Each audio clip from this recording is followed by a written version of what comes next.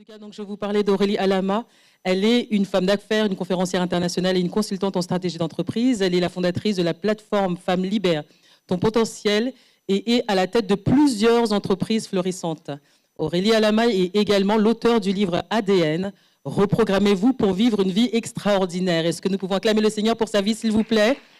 Merci beaucoup, Aurélie, pour votre présence, pour votre participation. Nous avons également Sarah-Louise Martin, qui est basée donc au Royaume-Uni, à Londres, où elle est la directrice régionale Europe, Moyen-Orient, Afrique du Nord, de l'organisation Faith Driven Entrepreneur, en français, entrepreneur conduit par la foi.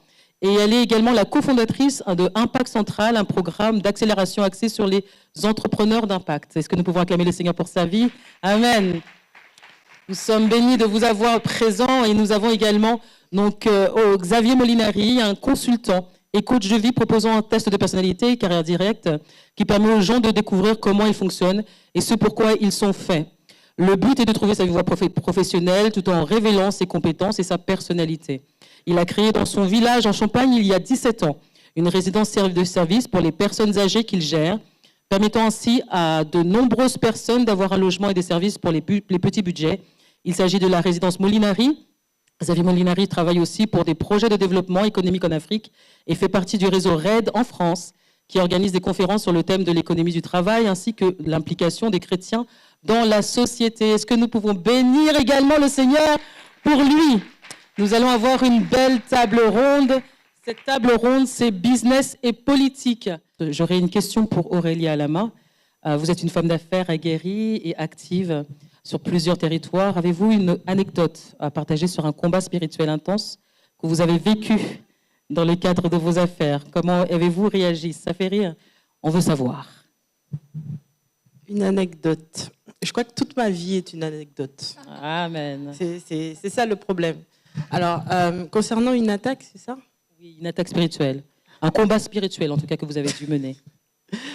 Alors, lequel choisir? Parce que c'est vrai qu'on ne se rend pas compte lorsqu'on commence le business, mais le business est très spirituel. Très, très, très spirituel. Et je vais répondre à la question, mais je veux juste faire cet aparté. On ne se rend pas compte, souvent on se dit que les gens dans le monde sont loin dans le business, mais c'est parce qu'ils sont aussi très loin spirituellement, mais de l'autre côté. Et le problème, c'est que souvent, nous, enfants de Dieu, on ne comprend pas qu'il faut qu'on monte aussi avec le Seigneur à une autre dimension pour ça. Alors, ce qui me vient en tête, c'est une fois, je voulais faire un événement dans un pays, je ne vais pas dire lequel, et j'étais couchée un soir et je me suis fait attaquer par les esprits de ce pays-là, qui sont venus me dire qui ils étaient et pourquoi ils m'attaquaient. Donc, c'était impressionnant à la fois parce que la personne m'a dit un nom. J'ai entendu un nom. Quand j'ai dit au nom de Jésus comme ça, j'ai dit qui est là? Parce que c'était la nuit. Et j'ai entendu une voix qui m'a donné un nom que je ne connaissais pas. Et quand j'ai tapé sur Internet, le nom correspondait à une entité qui était sur ce pays-là. C'était un nom qui allait sur ce pays-là. Et lorsque j'en ai parlé à mon référent spirituel, il m'a dit, c'est parce que quand tu vas là-bas, tu t'attaques. Parce que je parle beaucoup d'argent, de finances, et donc je m'attaque indirectement à l'esprit de pauvreté. Et c'était très violent, mais on a fait l'événement, il y a eu de gros retours, de bons retours, et puis je suis toujours vivante. Donc ça veut dire que l'esprit n'a pas réussi à atteindre sa cible. Voilà, c'était la plus grande anecdote que je puisse donner. Amen, merci beaucoup. Alors merci. Alors une question là pour le coup à Xavier Molinari. Vous avez créé Multipli, cette plateforme de financement participatif chrétien que vous avez dû fermer. Pourquoi n'a-t-il pas marché finalement quand on sait que le principal frein des entrepreneurs chrétiens, c'est justement le manque financier? Mais l'autre chose qui est derrière, ce que je me suis rendu compte, c'est qu'on a manqué de deux choses. Premièrement, on a manqué de projets de qualité dans notre giron, avec des gens qui venaient pas avec juste une idée. « Ah, le Seigneur m'a dit de créer une école, donne-moi 100 000 euros, je vais commencer demain. » Et quand tu leur poses la question, tu as un local pour ça? Ah, non, non, mais j'ai la foi. Ok, passe ton chemin, s'il te plaît. Vous êtes contre la foi? C'est du véridique. Hein? Vous êtes contre la foi? Non, je ne suis pas contre la foi, mais ça ne suffit pas pour créer une école de dire « donne-moi 100 000 euros » quand tu n'as même pas un business plan, que tu ne sais même pas où tu vas commencer, que tu n'as aucun professeur, et simplement parce que Dieu t'a dit je vais créer une école. C'est potentiellement possible, mais en attendant, je vous parle d'un exemple de nombreux dossiers qui sont venus, qui sont pauvres, qui ne sont pas bien montés, qui ne sont pas bien ficelés, et qui sont issus, je dirais, d'un... En fait, ça c'est mon constat, hein, c'est le résultat de l'enseignement et de la pensée chrétienne qui sort des églises. Mentalité de pauvreté, mentalité de don, mentalité de bricolage, et au final, ben oui, voilà. Et pour moi, c'est le plus grand frein que j'identifie dans notre communauté, c'est la façon d'allier la connaissance que l'on a avec la foi. C'est-à-dire qu'on ne sait pas toujours faire l'équilibre entre la foi et ce qu'on doit faire sur le terrain. Et c'est ce qui nous pénalise. Parce qu'il y a des personnes qui sont en train de se dire la foi, mais en réalité, la foi, c'est une démonstration. Mais cette démonstration-là, elle se fait comment de façon palpable et réelle sur le terrain? Parce que je peux jeûner 40 jours, mais ça ne va pas faire de moi la preuve. Si on prend le top 10 des hommes influents, est-ce qu'ils sont chrétiens? Le top 10 des personnes les plus riches de France. Allez, même si on prend le top 50, je ne suis pas sûre qu'il y ait des évangéliques ou des protestants, vous voyez. Et ce n'est pas qu'on manque de foi, c'est qu'on manque de démonstration, en fait. Et pour moi, c'est la chose principale que j'identifie. C'est le fait de faire l'équilibre entre la foi et ce qu'on doit faire sur le terrain. I think as Christians, we need to get off our butts and be a bit more professional. Elle dit qu'en tant que chrétiens, nous devons vraiment en fait nous lever et faire en fait le travail qui est nécessaire. Elle l'a dit de façon pour dire qu'elle est déterminée, que ça sort vraiment du cœur en fait. Il faut que les chrétiens se lèvent. And often Christians will think that something should get funded because it's a Christian project. Et parfois, les chrétiens en fait viennent en demandant un financement en pensant qu'il devrait être financé simplement parce que c'est un projet chrétien. And that's really frustrating and it wastes a lot of time. Et ça nous frustre et ça nous fait perdre du temps en fait. If you don't have a business that has a good business model and track records, Si vous n'avez pas un business qui a un bon business model, qui a une bonne expérience qu'il peut prouver, decent traction, une façon justement en fait où il peut attirer de façon décente la clientèle, demonstrating indicators for growth, product market fit, de montrer justement en fait tant de choses en fait qui sont objectivement et rationnellement une façon de prouver que vous avez un bon business. we have to be more excellent. Nous devons être plus excellents. On va continuer.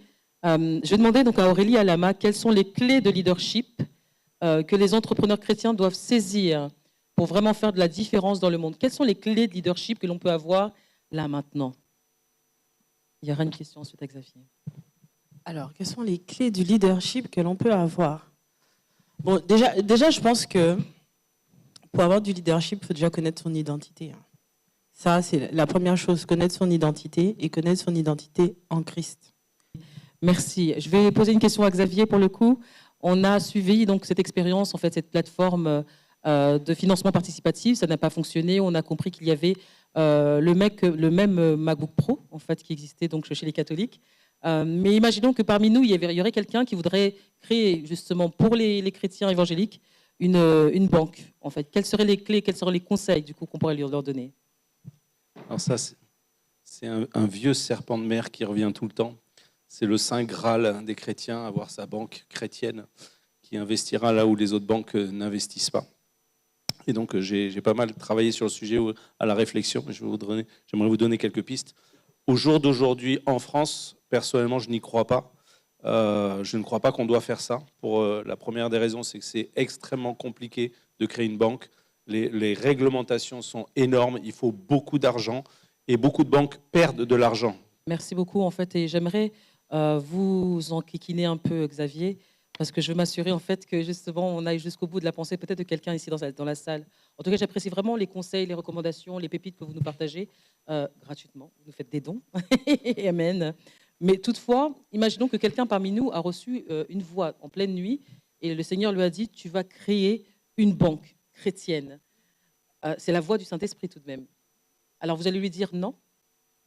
Moi, je ne vais pas lui dire non. non. Quel conseil vous allez lui donner du coup à cette personne? Tu vas la créer où? Avec quel argent? Mais là, c'est des questions, mais quel est le conseil que vous allez lui donner? Je lui dirai tout ce que je viens de dire. Is is so true. It is so hard to set up financial structures and instruments. C'est vrai qu'il est très difficile de créer en fait un instrument, une organisation financière. There is actually a bank in the UK called Kingdom Bank, Il y a effectivement donc au Royaume-Uni une banque qui s'appelle en fait Kingdom Bank, donc une banque du royaume, which is trying to do something. qui As essaie you've de faire described. quelque chose comme ce qu'on a dit là tout à l'heure. And I can link you up with them if you want, but it's a very, very, very difficult thing to do. Mais c'est vrai que c'est une activité très difficile. Est-ce qu'on peut se lever, s'il vous plaît? On va juste prier ensemble, s'il vous plaît. En fait, pendant que Xavier priait, il y a un verset qui m'est venu, c'est « Si deux personnes s'accordent pour demander quelque chose ». Alors, je voudrais que... Qui a des besoins concernant son business aujourd'hui? Alors, moi, avec mes deux mains et mes deux jambes, j'aimerais que vous puissiez prendre la personne qui est à côté de vous et que vous puissiez, prenez-la par les mains et accordez-vous. On va s'accorder. Prenez-vous par les mains, 2 à 2. La Bible dit que si 2 personnes s'accordent, prenez une personne par les mains, 2, faites des 2 à 2, pas une ligne au fond là, 2 à 2. Prenez 2 personnes. Voilà, une personne, vous vous tenez les mains et vous allez chacun prier pour l'autre. Accordez-vous dans cette prière. Je vous laisse juste 1 minute que vous puissiez, avant de prier, parce que il faut qu'on sache pourquoi on prie, quand même. Vous allez juste demander à la personne qui est en face de vous ce pourquoi vous allez vous accorder. Donc, je vous laisse quelques minutes juste pour le faire. Demandez-lui sur quoi vous allez vous accorder. Alléluia, gloire à Dieu. Merci Seigneur pour ces temps. Et le but, et vous l'avez vécu tout au long depuis que nous avons commencé, c'est que voilà, le Seigneur veut nous rencontrer durant ce temps, il veut nous toucher, il veut nous parler. Il veut nous restaurer, il veut nous guérir, il veut nous remplir. Il veut nous équiper et il veut nous envoyer pour l'année dans laquelle nous rentrons, la saison dans laquelle nous rentrons. Et nous voulons recevoir toutes ces choses. Nous voulons vraiment vivre toutes ces choses.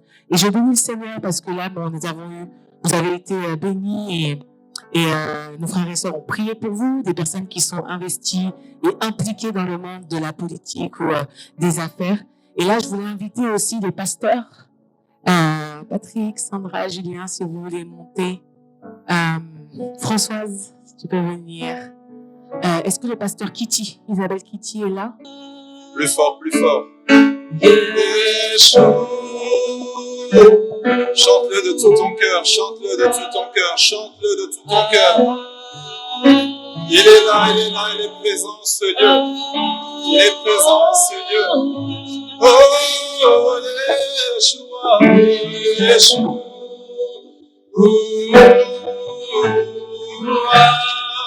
Vous savez, des fois, on parle d'esprit de pauvreté ou d'esprit de limitation. Mais ce n'est pas forcément un démon, parce que nous, on est fort dans les démons. Non. En fait, l'esprit de limitation, c'est une façon de penser. C'est une programmation qui limite et qui vous empêche d'avancer. Ce n'est pas forcément un esprit, parce que lorsque l'esprit vous a programmé, il n'a plus besoin d'agir, parce que votre programmation peut vous garder à ce niveau-là. Aujourd'hui, on va prier pour reconnaître à quel niveau j'ai été limité, à quel niveau j'ai été programmé pour rester là où je suis et ne pas performer, et ne pas exceller, et ne pas montrer la gloire du Dieu vivant sur terre. La Bible dit, ne savez-vous pas, vous êtes des dieux, mais vous mourrez comme des hommes. Oh, la Bible dit, je vous ordonne d'être puissants.